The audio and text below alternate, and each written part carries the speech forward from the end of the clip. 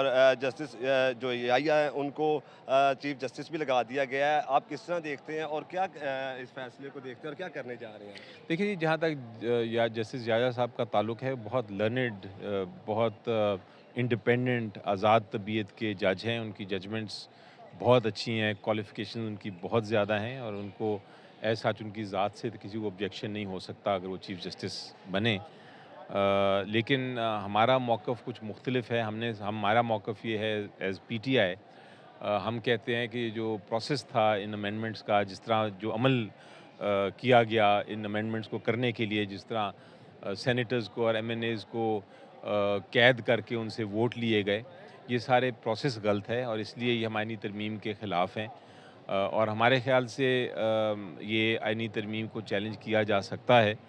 لیکن بہرحال فی الحال کی پوزیشن یہ ہے کہ جو کمیٹی ہے اس نے فیصلہ کیا ہے، ادھر بھی ہمیں یہ آبجیکشن ہے. کسی کی ذات سے نہیں ہمارا تعلق، لیکن آبجیکشن ہمارا اصول پہ ہے کہ سینئر موسٹ جج کو ہونا چاہیے. یا کوئی ایسا کرائٹیریا بننا چاہیے کہ آپ جو کمیٹی ہے وہ فیصلے کسی ایک پروسیس کے مطابق کرے. تو کیوں سینئر موسٹ جج کو نہیں بنایا گیا، اس پہ ہمیں اعتراض ہے. اسی طرح جو کانسٹیٹیوشن بینچ بننے جا رہا ہے اس پہ بھی ہمیں اعتراض ہوگا کہ اس کا پروسیس یا عمل جس طرح ہے وہ درست ہونا چاہیے، اس کا کوئی ٹرانسپیرنسی ہونی چاہیے، کس وجہ سے آپ کون سے جج چوز کریں گے.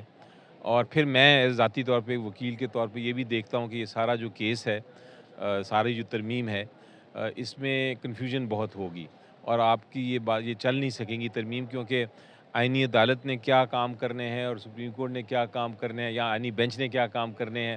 اس کو میں عدالت اس لیے کہہ رہا ہوں کہ بینچ ایک طرح عدالت ہی نہیں بن گئی ہے.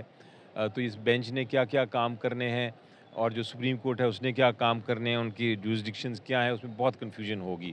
علی ظفر صاحب، اگر ماضی میں ہم دیکھتے ہیں سر، تو سپریم کورٹ سے بھی کوئی اچھے فیصلے نہیں آئے. یوسف رضا گیلانی صاحب کو گھر بھیج دیا گیا خود نوٹس پہ. بھٹو صاحب کا فیصلہ 40-50 سال بعد واپس ہوا. اسی طرح میاں نواز شریف صاحب کو بھی گھر بھیجا گیا. تو اسی طرح جب سیاستدانوں کو مداخلت کر کے گھر بھیجا جاتا ہے تو اس وقت بھی کوئی اچھی جو ہے وہ بات سامنے نہیں آتی. تو کیا یہ ٹھیک میکنزم نہیں تھا کہ آنے والے وقت میں کسی سیاستدان کو اس طرح گھر نہیں بھیجا جائے گا کسی جی کو؟ دیکھیں، بالکل آپ درست کہہ رہے ہیں کہ سپریم کورٹ نے بھی بڑے غلط فیصلے کیے ہیں ماضی میں، اور انہوں نے مداخلت کی ہے ایگزیکٹو میں بھی اور پارلیمنٹ کی ڈومین میں بھی، اور شاید اسی کی وجہ سے یہ ایک بیک لیش ہے. لیکن یہ مطلب نہیں ہوتا کہ اگر پہلے غلطیاں ہوئیں تو اس غلطی کی وجہ سے آپ آزادی جو ہے عدلیہ کی اس کو بھی ختم کر دیں. آپ اس کو بہتر بنانے کے لیے، اس کو کنٹرول کرنے کے لیے تو امینڈمنٹس یا ترمیم کر سکتے ہیں، لیکن وہ بالکل ہی آزادی کو ختم کرنے کے لیے نہیں. سر آخری سوال، مولانا فضل الرحمان صاحب کے بارے میں کیا کہنا چاہیں گے؟ آخری وقت تک وہ ساتھ دکھائی دیتے تھے، لیکن اچانک ہی رات کو ترمیم میں وہ حصے دار بن گئے حکومتی جماعت کے. نہیں، انہوں نے ترمیم کا انہوں نے کوئی آخری وقت پہ نہیں تھا. وہ کانسٹنٹلی کہہ رہے تھے کہ ان کی کچھ اپنا آئے گا، ان کا ایک ڈاکیومنٹ آئے گا جس میں جن چیزوں پہ ان کو جو منظور ہیں ان کو جو شکیں وہ ڈالیں گے. تو انہوں نے الٹیمیٹلی ان کا جو بھی ڈرافٹ تھا وہ انہوں نے ایگری کیا. میں حصہ تھا، یعنی ہم میٹنگز میں شامل تھے، اور میں دیکھ رہا تھا. ہم نے حصہ اس لیے نہیں ڈالا کہ ہمیں پروسیس سے اختلاف تھا.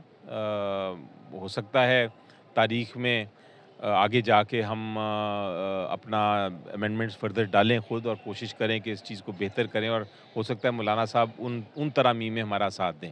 بہت شکریہ سر، تھینک تھینک یو. یو.